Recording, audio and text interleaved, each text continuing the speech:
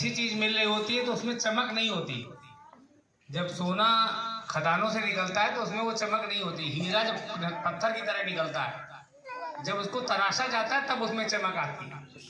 तो हम लोग वैल्यू नहीं जानते कि क्या चीज है, इसीलिए हम दूर से देख कर निकले जा रहे हैं, या नहीं समझ पा रहे हैं, या आ नहीं पा रहे हैं, या जहां तक आवाज जा रही है उन लोगों को अपने घर में बैठ के सोचते हैं हम तो यहीं से बैठे सत्संग कर रहे हैं। सत्संग बहुत बड़ी चीज है।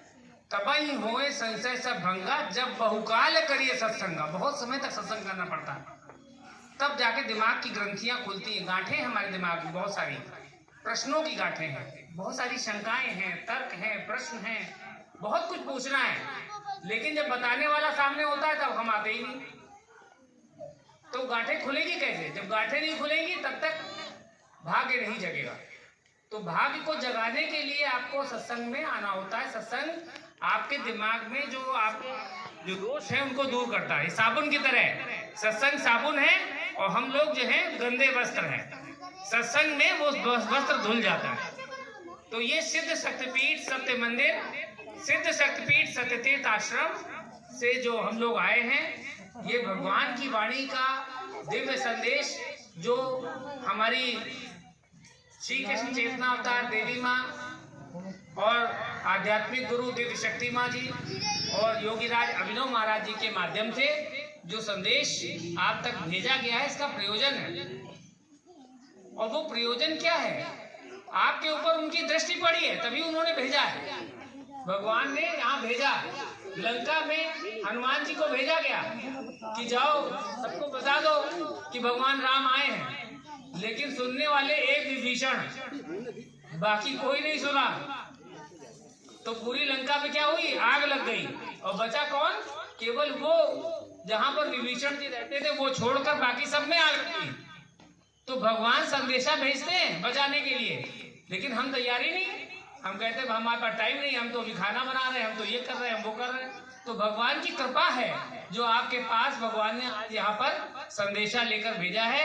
हमारे बीच में भगवान का जो बाकी संदेश सुनाने के लिए श्री शेषनाथ गोस्वामी जी हैं, वो आपको बताएंगे। हमारे कर्म बताया गया कि भगवान की पूजा जो हम अगरबत्ती जला के करते हैं या भगवान का माला जप के करते हैं, फूल चढ़ाते हैं, प्रसाद चढ़ाते हैं, वो पूजा तो केवल नाम मात्र की पूजा है। असली पूजा तो वो है जो सेवा के रूप में की जाती है। और वो सेवा कैसे होती है?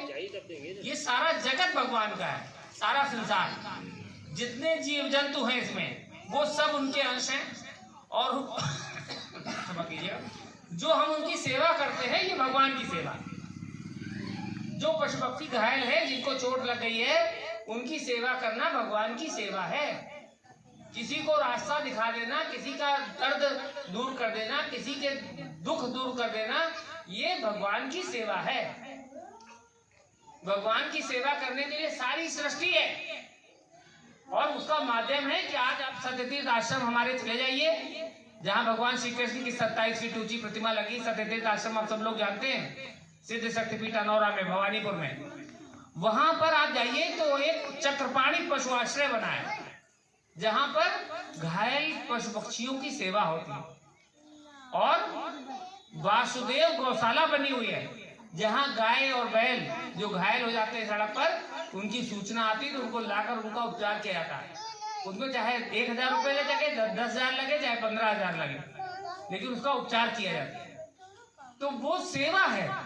भगवान की सेवा करने का तरीका बताया जा रहा है कि जो पशु पक्षी घायल है, जिनको जरूरत है हमारा हम बड़े भाई की तरह हैं, उन पशुओं की सेवा करना हमारा धर्म है, यही पूजा है। अब आपको गोस्वामी जी बताएंगे। ओम शिवा हरि।